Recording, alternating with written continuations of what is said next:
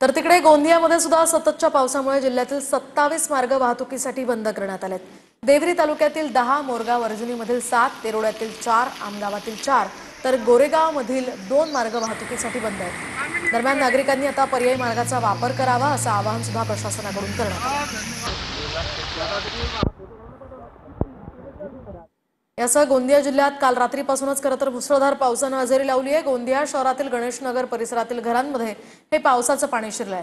नागरिकांच्या घरांमध्ये पाणी शिरलंय, त्यामुळे त्यांची चांगलीच तारांबळ उडते। गणेशनगर परिसरात पूर्णतः लोकांच्या घरांमध्ये हे पाणी शिरल्यामुळे संसारोपयोगी वस्तूंचं नुकसान झालंय।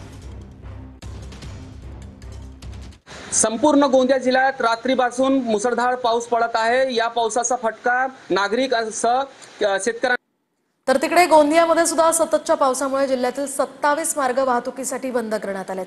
देवरी तालुक्यातील 10, मोरगाव अर्जुनीमधील 7, तेरोड्यातील 4, आमगावातील 4 तर गोरेगावमधील 2 मार्ग वाहतुकीसाठी बंद आहेत। दरम्यान नागरिकांनी आता पर्यायी मार्गाचा वापर करावा असं आवाहन सुद्धा प्रशासनाकडून करण्यात आलं।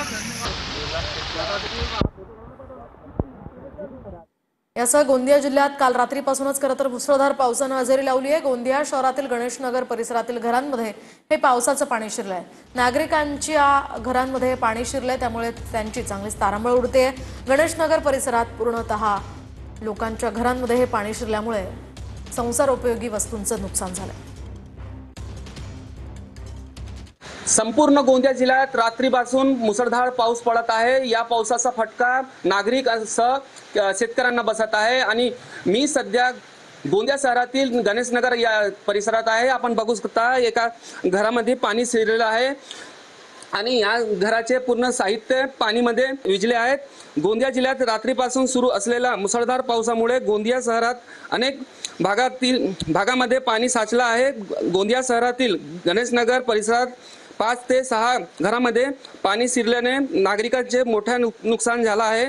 तर शासनाकडून नुकसान भरपाई देण्याची अशी मागणी नागरिक आता करत आहेत। साईद पठाण, TV9 मराठी, गोंदिया।